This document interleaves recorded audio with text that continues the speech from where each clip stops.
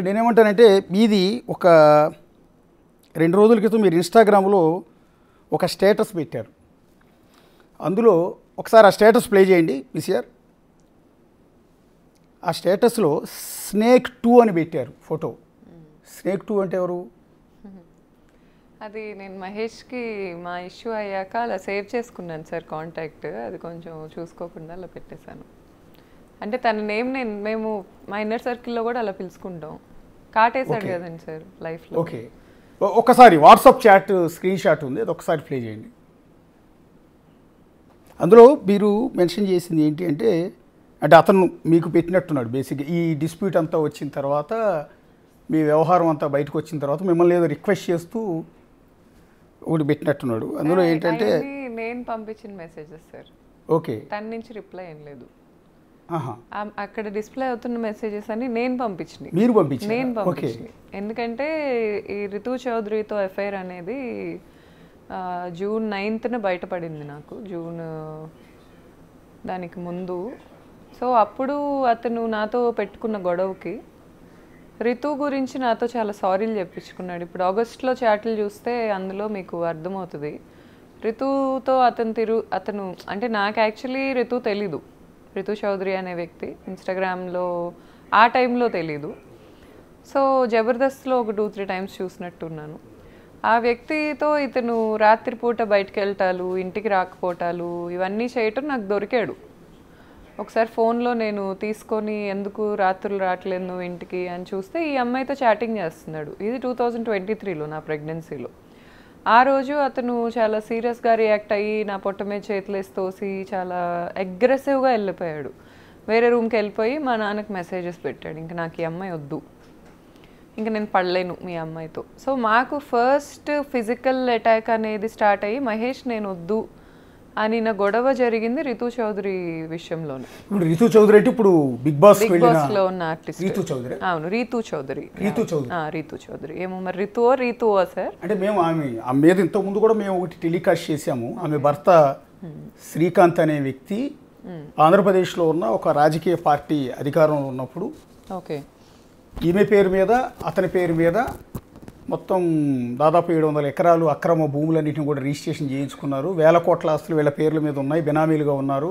చాలామంది పెద్ద పెద్ద రాజకీయ నాయకులందరికీ కూడా రితు చౌదరి అండ్ శ్రీకాంత్ వీళ్ళిద్దరూ కలిసి గోవా వెళ్ళి గోవాలో ఉన్న ఒక ఫామ్ హౌస్లో ఈ సెటిల్మెంట్లన్నీ చేశారు, ఈ భూములన్నీ రిజిస్ట్రేషన్ చేయించారు అని రితు చౌదరి మీద గతంలో కూడా అలిగేషన్ వచ్చింది. ఆమె భర్త శ్రీకాంత్ కూడా బిగ్ టీవీ స్టూడియోకి వచ్చి మాట్లాడి వెళ్ళాడు.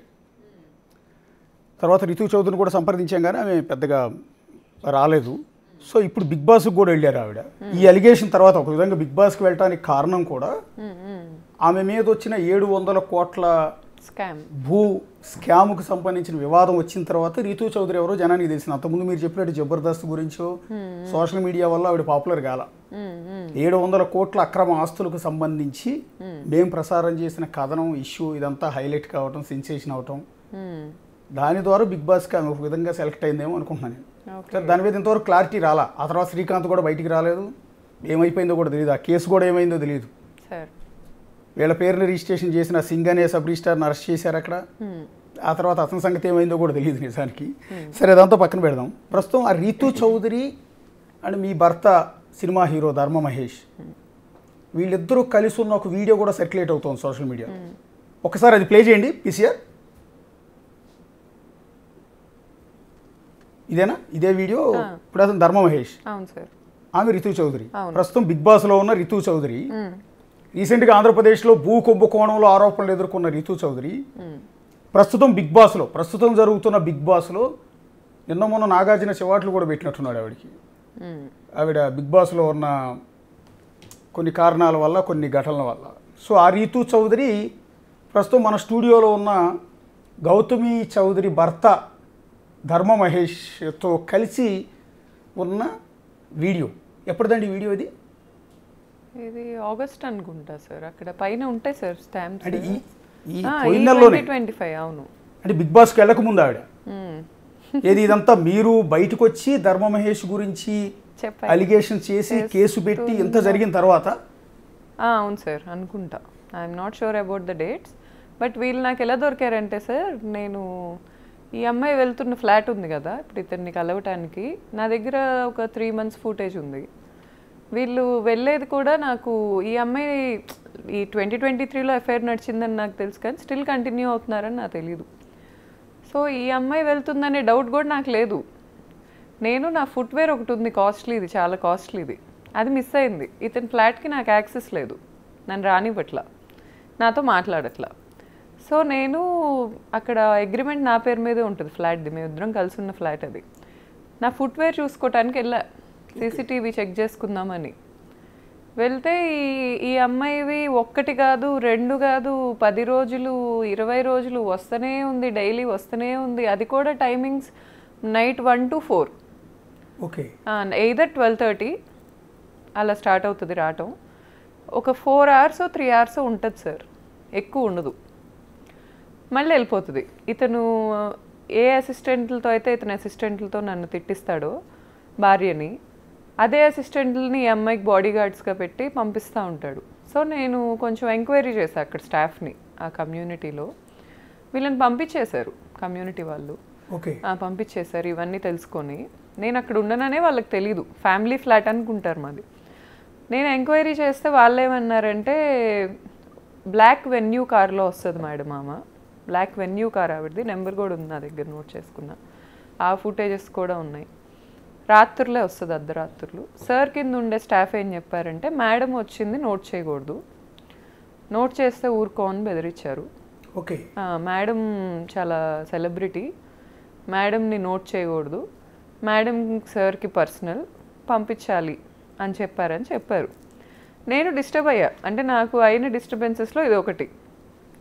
ఈ అమ్మాయితో ఉంది అనేది నాకు 2023లోనే తెలుసు. అంటే వాళ్ళిద్దరి మధ్య ఎఫ్ఐఆర్ ఉంది అనుకుంటున్నారా?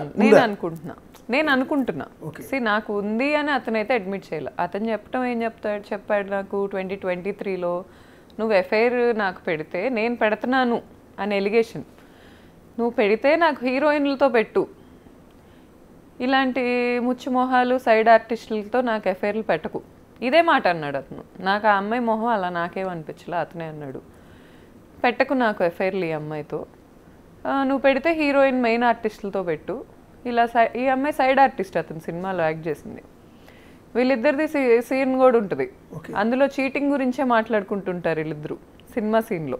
ఓకే, సో ఈ అమ్మాయి ఇష్యూస్ అవుతున్నాయి అని 100% ఆ అమ్మాయికి నేను మీడియాకు ఒకవేళ వెళ్ళక ముందు ఈ వీడియో ఉన్నా తెలుసు. ఎలా అంటే 2023లో ప్రెగ్నెంట్ నేను అమ్మాయికి కాల్ చేశా. ఓకే, నాకు వాళ్ళిద్దరి మధ్యలో ఎఫ్ఐఆర్ నడుస్తుందని నాకు ర్యాండమ్ పీపుల్ చెప్పారు. తను ఇన్ఫ్లుయెన్సరే కదా, పబ్బుల్లో కనిపిస్తున్నారు వీళ్ళిద్దరూ, రాత్రిపూట కలిసి తిరుగుతున్నారు,